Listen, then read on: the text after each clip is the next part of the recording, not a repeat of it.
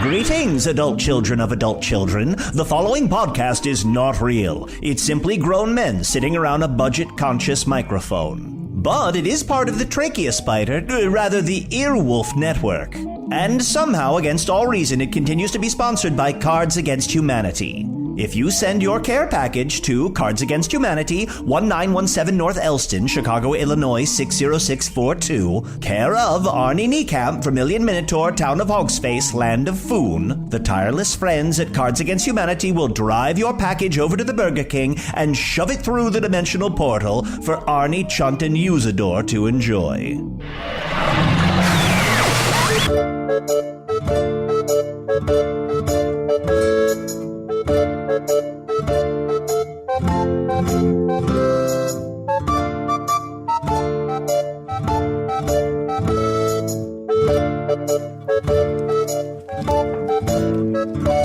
Hello from the Magic Tavern, a weekly podcast from the magical land of Foon. I'm your host, Arnie Niekamp. If you've never listened to the podcast before, this is what's going on. A year and a few months back, I fell through a dimensional portal behind a Burger King into the fantastical, magical land of Foon. Luckily, I'm still getting a Wi-Fi signal from the Burger King through the dimensional rift, and I use that to upload a podcast I record every week here in the Tavern, the Vermilion Minotaur, in the town of Hogsface, in the land of Foon. And I'm joined, as always, by my co-hosts that are always going to be my co-hosts, that are always going to be here and aren't going to die. My co-host, Chunt, the Talking Badger. Hello. Hey, Chunt. How you doing, buddy? You're looking a little...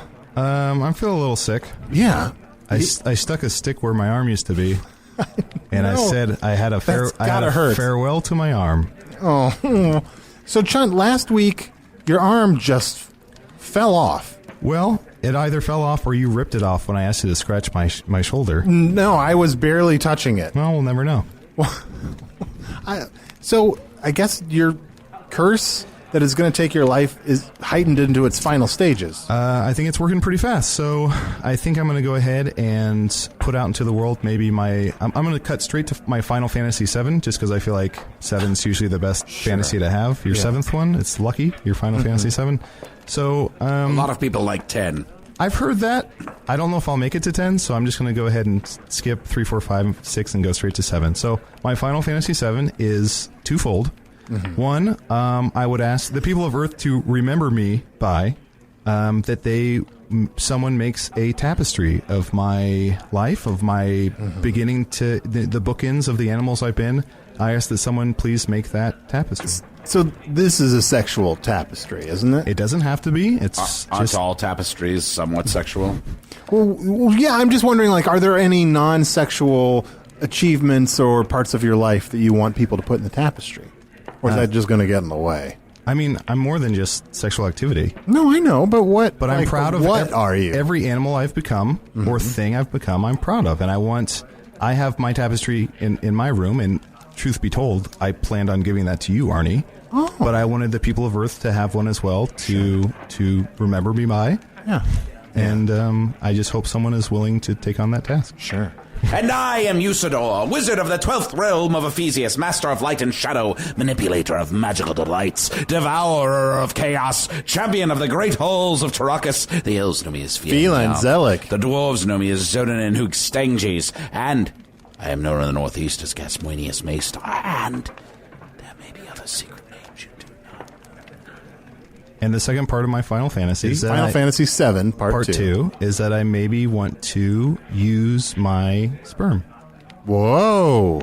The one I carry in a vial around my neck. I thought if I'm going to pass away, I might as well leave behind someone who can carry forth my legacy. Load it up and let it fly. It's been a while since we've talked about the sperm you keep in a vial around your neck. Isn't that a shame? Yeah. So... remind me how that works. It's one sperm. Mm-hmm. I put it inside my... You take it out of the genitals whenever I'm ready. Shove it back in your thing. I don't shove it. That would hurt. But I put it in my genitals. And what is that process like? I am sure you can imagine. I kind of can't. Well, I hold my genitals and now my right hand. I'm clearly going to need help putting the sperm in because you're not going to be able to do it by yourself. I have a little stick hand. Oh no! You're going to need help. Can't you speak to someone in the Badger Kingdom to get them to make you a better badger arm? I would. But I thought you were just going to have him ask someone in the Badger Kingdom to help him either hold your penis or shove the sperm. Well, Arnie, to be fair... Why does your brain always go there? No, I was asking a simple question. If a badger forge and a badger blacksmith are going to make you a mechanical badger arm. You freak. My question was totally reasonable. Thank you, Usidore. I have asked them to see if they can find some sort of contraption that opens and closes so I can have full function of both my arms. Sure. But, Arnie, you are a knight in badger service, and I do require you to help me insert my sperm if it ever comes to that. I don't know which task I would prefer. Holding or poking in? But it's very dependent on if I meet the right man or woman. Sure. I mean, I guess it has to be a woman if I'm going to impregnate her, but... Can men get pregnant in Foon? Are there species on Foon where the males carry the children? There's one... Seahorses. Oh, yeah. Do they have seahorses on Earth? They do, and it sounds like they're similar. So you can ride them upon the waves just like you would a horse upon the land. Okay, sorry. I spoke too soon. Not that similar. What are seahorses on your world? They're just they're little vaguely horse-looking aquatic fish creatures. Yeah, no, these are like, they're horses, but they sort of have like, instead of legs, they have like a bunch of little cilia that let them coast across the water. It's really fun. Do they have names? Oh, some of them have names, yes. Yeah. I rode a seahorse once called Seaward. Seaward? Yeah, and mine was called Jesky. Jesky? Mm-hmm. Oh, wow. I like that better than Seaward. He went wheel fast. You don't like Seaward? I don't like the Seaward. So Chunt, are you going to, if you're going to do this, I want to help. Yeah, I've already ordered you to help. Well, look, you can't order me. Well, how did you mean you want to help? I want to help you. I mean, look, whatever it takes. If you feel like your Final Fantasy VII Part 2 is to have someone help you poke your sperm back into your penis and then use that one sperm to impregnate some other creature, to have offspring, to have a child before you die of this curse, I will help. Thank you. I will hold, I will poke, I will wingman, I will do whatever you need. Thank you. You're a true friend. Of course. I need to find the love of my life, and life is short. Well, you can do it. We'll figure it out. You're not going to die. We're going to figure all this stuff out. All I have to do is find a slipper as pure as gold, whatever the fuck that means. Who's your guest today, Arnie? Oh, that's right. Let's have a happier conversation. We're going to talk to our guest. He's a dancer. His name, and I'm sorry if I mispronounced this, his name is Josh Swollensword? That's right, yeah. My name's Josh. You guys can just call me Josh. Yeah. Sure, Josh. Yeah, I come from a long line of swollen swords. Swollen swords on my father's side, hard dicks on my mom's side. Oh. Yeah. Swollen swords on my... Yeah. That's my favorite expression. Yeah. Well, Josh, how do you spell Josh? it's just Josh. Oh, yeah, so like Josh. Josh.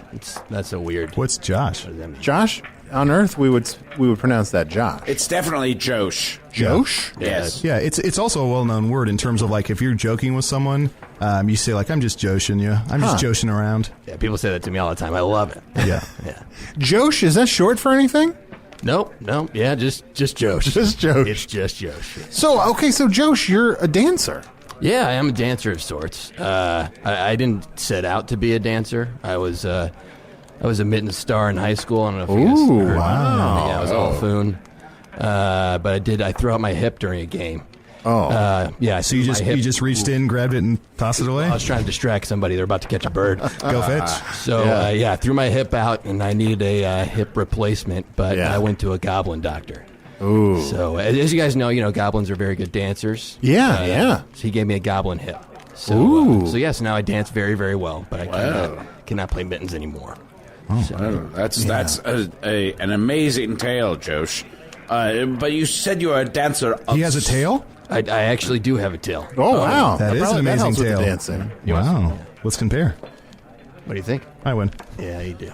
You mentioned that you're a dancer of sorts. What do you mean by of sorts? Well, I'll be honest. I mostly do bachelorette parties, weddings.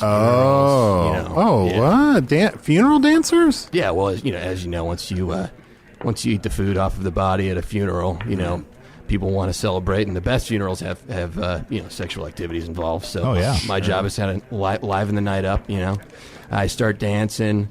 I actually, when I do those, I prefer to be called a hypnotist because I hypnotize people with my hips. Oh, sure. Yeah, with my goblin hips. Yeah.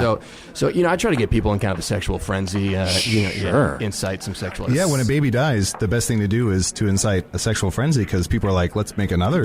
Make another baby. Round 2. Gosh. Yeah. Exactly. Josh, so I guess I'm trying to get a sense of what kind of dancing you do. It sounds like it's kind of erotic. You could say that, yeah, absolutely. I do like specialty of mine is lap dancing per se. So someone would sit on my lap, and I would dance underneath them for some time. Yeah. Wow, sounds erotic. Classic lap dance. It can be. Go ahead and give. Here's a couple gold pieces. Go give Arnie a lap dance. Oh, that's okay. Arnie, come over to him. No, I'm all right. You know what? Chunt needs some cheering up. Oh, I'll take one. Here we go. Let me get out of my seat and. I'm sitting on you. All right, here we go. Whoa, I can tell something's pretty wide, but I don't want to talk about girth stuff. What do you think of that, huh? How about that? That's a wide member. How's the dance is very interesting. Like, you don't have a lot of room to move under there, but you're really... No, but I as you know, goblins... I mean, they can move most parts of their body much faster, much more rapidly, almost a vibration of sorts. Sure. So this whole area of my body just, moves in ways you guys can't even probably imagine. I mean, you can because you're right on. Yeah. How does that feel? Feeling it. This is amazing. Josh, why did you decide to go to a goblin doctor, not a human doctor? Oh, it wasn't by choice. Or a witch doctor. Witch doctor? I would have loved to have gone to a witch doctor. The witch doctor. Which doctor? What doctor? Who? On first? Third base. My parents had an HMO. So... What's an HMO? You cannot have a human doctor. HMO stands for humans, ? Monsters only. Oh. That's right, yeah. Yeah. Wow. So you had to go to a goblin doctor. Had to go to a goblin doctor. I mean, there could have been other monsters, but it could have been far worse. Yeah, exactly. And honestly, if I had to do it again, I definitely do the same thing. I mean, I changed your life. Yeah, changed my life, and now I change other people's lives. No. What is the worst kind of monster doctor? Got to be a smorp, right? Smorp. Yeah. Yes. Dr. Smorp. You ever had a smorperation? Yeah. Smorperation? Yeah. It's terrible. Yeah, it sounds awful. Yeah. Anytime they go to pull something out of you, you start buzzing, and it's awful. Oh, you make a little sound. But they're real small. I guess they could do smorposcopic surgery and just kind of get in there.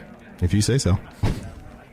So I'm sorry, enough talking about monster doctors. So it changed your life, and you've embraced the exotic dancing lifestyle. Oh yeah, absolutely. I mean, especially here in Foon, I don't know what it's like on Earth, but weddings, funerals, all these things, they tend to go better if there is a little flair for the erotic at the occasion. Yeah. So I just like to think, if I'm at a child funeral, if I can put an erection on one person's face, then I've done my job. Wait, hold on.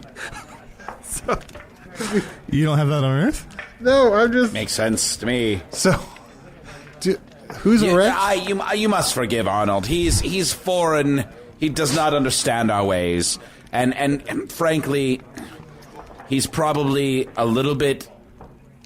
He's probably a little bit prejudiced against you because of your bluish-gray skin. Oh, that's right. And my skin. I'm so sorry. I think it's unfair. Oh, this is the Dark Lord. The Dark Lord. Yes. I'm sorry. Yeah, no, it's all right.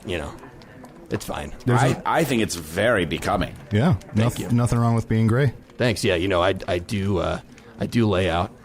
I do lay out to let it just get a little bit more blue than gray. Yeah. Sure. Yes. You wanna brighten up that blue by getting...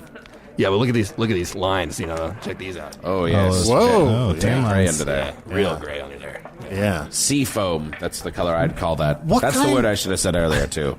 What kind of physical upkeep do you have to do to keep yourself in dancer shape? Oh, I gotta keep it tight. Yeah. Gotta keep it tight. So I carry a lot of barrels. Yeah, barrels filled with various items. Sure. Generally semi-viscous. Materials because those slosh around. It's harder. It's a better form of weight training. Yeah. One of my full regiment. Yeah, I do. 7 days a week, arms and chest. Yeah. And then also 7 days a week, back and legs. Okay, so you could have just said 7 days a week. Everything all the time. But it's not as impressive. Everything every day.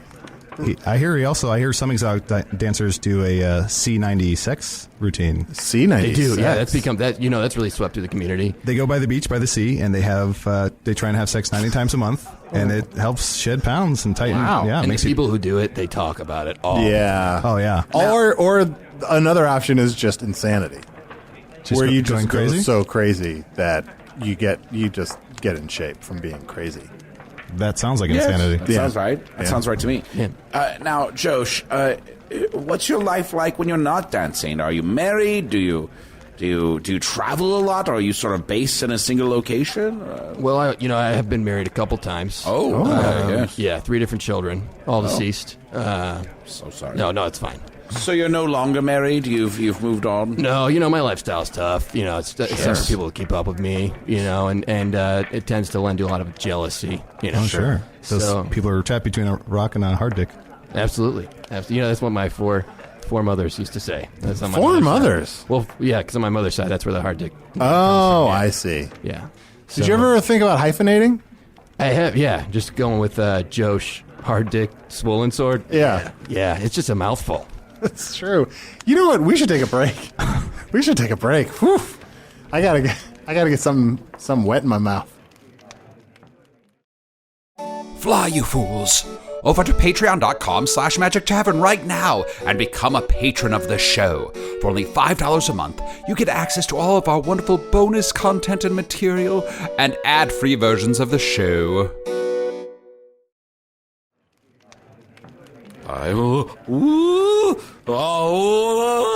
I'm getting a message from the resident stove. Krom, just make sure it's on, okay? Everybody act cool. Just Everybody play everybody. be cool. Be cool. What are you, Krom, were you going fast, or what was going on? I don't know. Were you littering? I threw out. What were you doing with the wine casks? What are you doing with the wine cast? We were done with them, so I threw them off the wagon. All right, just play cool, all right? State your name and your business. What? Let me start. I am Usidore, wizard of the 12th realm of Ephesius, master of light and shadow, manipulator of magical light, devourer of chaos, champion of the great halls of Tarokas. The elves know me as Fiang-Yalak. The dwarves know me as Zonin and Hookstangis, and I am known in the northeast of Gasmanius Maystar. And I here upon Grimhoof, the 5th fastest horse in Foon, have found your littering to be unacceptable. Fiang-Yalak, it's us. Oh, it's Otok. Otok, Krom, Flower. Good to see you all. But you were littering.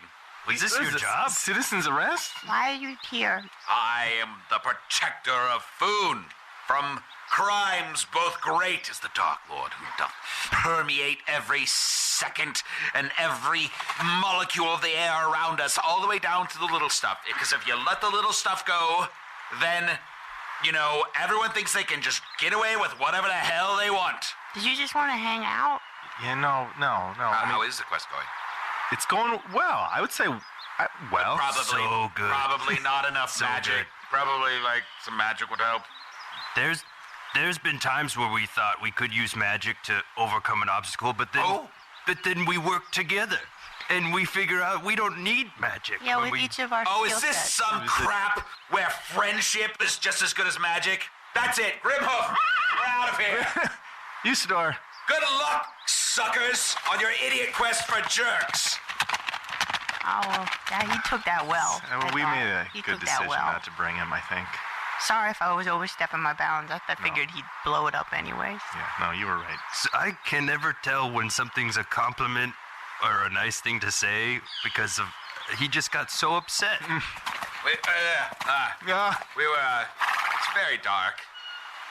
I was hoping I could camp with you overnight, even though I called you a bunch of idiot jerks just a second ago. Just throw up a camp. Tell some stories.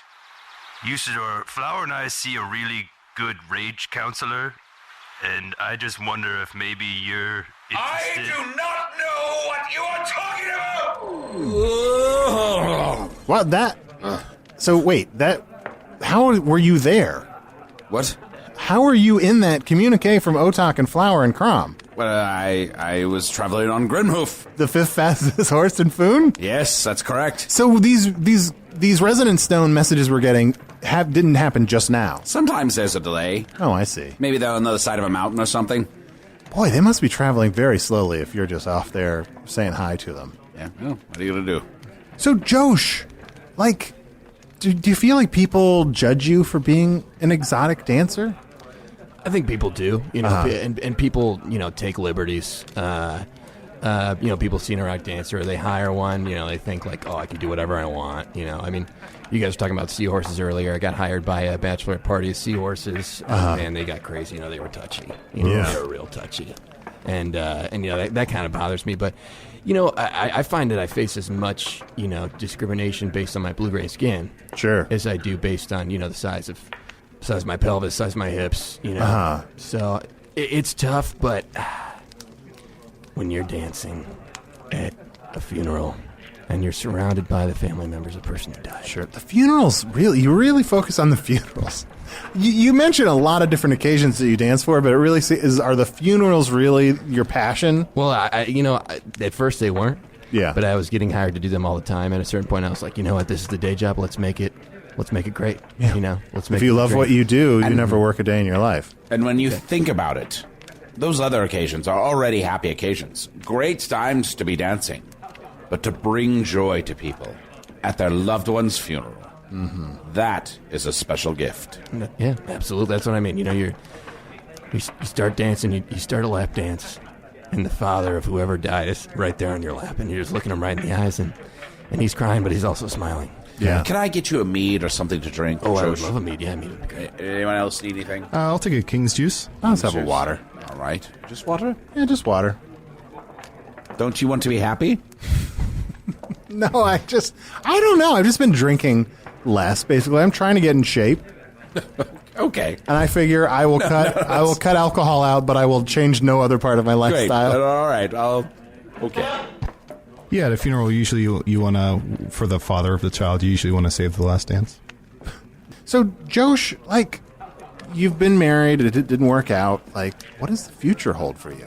Well, I would love to get back into mittens if I could. Sure. What about your hip makes you not able to play mittens? Well, I can't, if I get excited. Sure. The vibration starts, you know, and I can't really control the direction I'm going. Just not useful on the mittens, mittens field. Sure. Yeah. Yeah. So if you can't control the direction you're going, that's got to be bad in any sport. It's bad in sports and just in life in general. Yeah. Yeah. Yeah. And you know what? If you think about it, metaphorically, if you can't control where you're going. You can't. And see, that's what I told myself a long time ago, and that's why I decided whatever the day is, that's the dream. Yeah. The dream is the day. Yeah. Mittens and dancing, you're a very physical person, it seems like. Oh, yeah. But and maybe this is too big of a question, what happens when you get older? Oh, boy. Wow. I never thought about that. Way to make a grown man cry, Arnie. I guess I was just trying to Wish someone could give me a lap dance right now. Oh, Chunt. What? Let him sit on your lap. Come here, big boy. Papi Chunty. Papi Badgie. Mickey Lappy Dancy. This looks fun. Here are your drinks. Don't mind me. Yeah. Can I ask you, Josh, would you do me the honors of exotically dancing at my funeral? Absolutely. Chunt, you're not going to die. We're going to figure this out. I have one arm that's a stick. Things aren't great. Yeah. Josh, since you spend so much time at funerals, have you, and again, this is a big question, and I hesitate to ask it, but have you ever thought about what you want at your funeral? Oh, man. Oh, no. Here we go. Wow. You're really cutting me to the core here. Oh, sorry, Josh. If I had to have something, I guess that I'd want my children back, really. But I can't have that for sure. Yeah. Way to go, Arnie. Gosh, there's a lot of pain in this story of this erotic dancer. Well, it's all right. Each day you just got to live it. Who would have thought that an erotic dancer would have a difficult life? I just imagine that every erotic dancer has a really sunny story. I'll just keep throwing money at him. Maybe that'll help. Oh, this helps a lot. Coin. It's like who's going to put an erection on my face? Yeah. That's what I do for other people, but who's going to do that for me? At my funeral, boy, oh boy. I guess what I'd really like is for the goblin doctor to be there. Yeah. Who did the operation to me, and I'd like for him to be proud of me. Because I know for a fact my father's not. I've received a lot of angry letters from him. Sure. Yeah. Oh, that must be hard. It is. Look. It is hard. Wow, just checking. It is so wide, so wide. Well, Josh, thank you so much for stopping by and sharing your erotic dancing with us. Oh, yeah, absolutely. Thanks for having me. And I'm sorry if I kind of brought you down a little bit with some of my questions, but maybe we can cheer you up. We've gotten a bunch of care packages. People have been shoving things through the dimensional portal behind the Vermilion Minotaur. We should go through some of this stuff. Chunt, what is some of this candy and stuff we got? This is something from Japan. This is from... Oh, Japan! Someone sent us stuff from Japan? Ikuo Techita. A cheetah. It's from a cheetah named Ikuo. And this is some sort of burger box. I can't read any of this. Do you know this language? No, I don't. I'm assuming it's Japanese. It's a bunch. It's like looks like little candy burgers with flags in them. This seems very labor intensive. Wow. Yeah. The instructions on the back for this candy is really the most elaborate. I feel like I've got putting together computers with instructions that were less complicated. Your candy has instructions on it? Yeah. Look at this, Usidore. There's a little knife and a little shovey. It's adorable but confusing.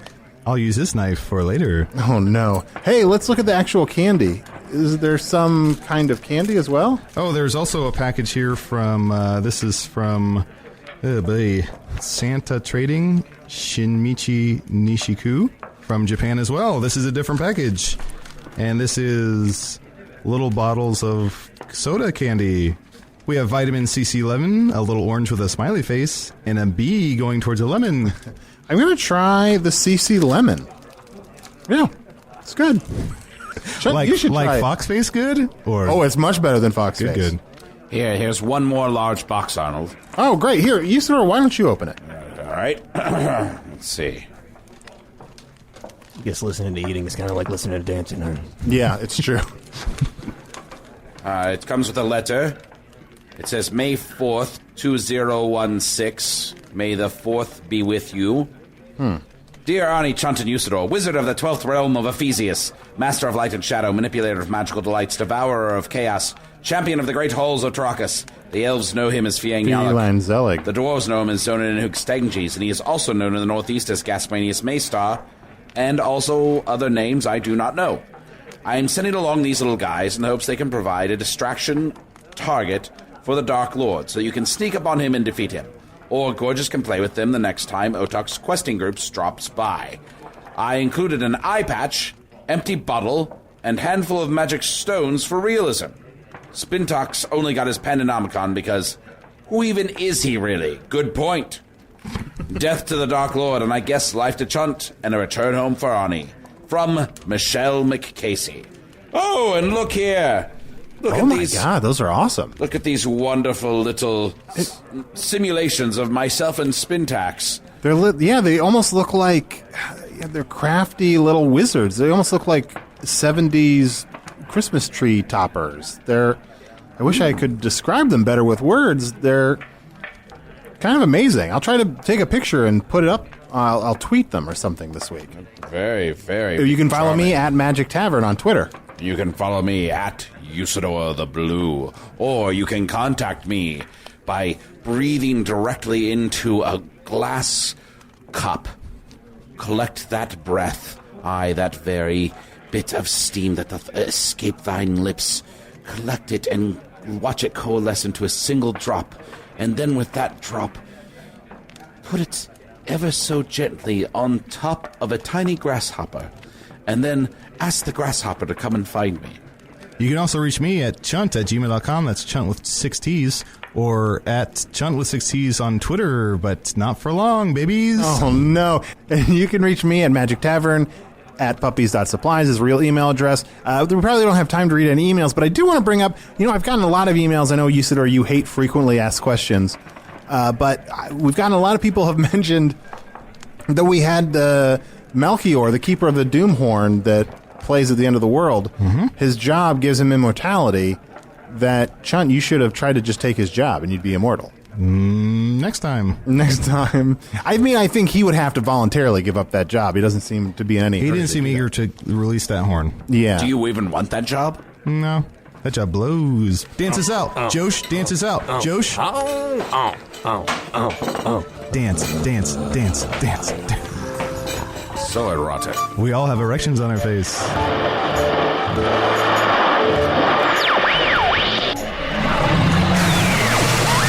What a lot of pretending, and what a lot of laughing at each other's jokes. Just think, if masturbatory laughter were teaspoons of tequila, we'd have an entire Cinco de Mayo. Can eardrums cry? Well, ready your pontoon boat for the river of tears generated by Matt Young's tectonic performance as Usidore, Wizard of the 12th, 25 seconds later. Chunt the Shapeshifter was played by Adal Rifai. This week he lost an arm. I wonder when he lost the urge to support other people's ideas. Josh Swollensword was played by special guest Lawrence Collerd. Lawrence performs regularly with Tone at Chicago's I.O. Theater, as well as with Little Gary at CIC. Otok Barleyfoot was played by Nick Baer. Flower was played by Brooke Breit. And Krom the Fingarian was played by Mark Logsdon. Craig, I demand that you transport us to the bridge. Hello from the Magic Tavern was produced by Arnie Niekamp, Evan Jacover, and Ryan DiGiorgi. This one edited by Evan Jacover. Music by Andy Poland, logo by Allard Laban. Additional audio effects by Jason Knox, production assistance by Garrett Schultz. Visit us at hellofromthemagictavern.com or on Facebook or Twitter. Or go to our wiki. We have a wiki. It's linked to the the main page there. If you go to hellofromthemagictavern.com, there's a wiki link. And if you ever have any questions about, what was Usidore's name for the fairies? It's probably on there. Or if it's not, please add it, because, we want to keep that up to date. So check that out. Also, we'll be doing a live show in Chicago on July 9th, so watch the Magic Tavern Facebook page for more information on that and where to get tickets if you want to see it. So, Craig, what will you be wearing to the Final Fantasy Reference Appreciation Society parties happening across the globe tonight? I'll be wearing my gilded armor made out of irony.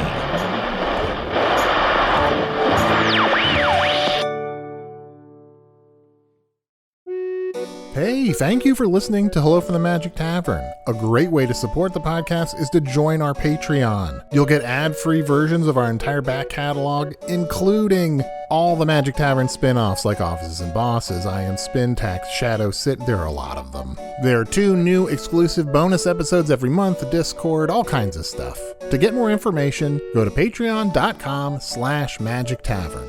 That's patreon.com/Magic Tavern.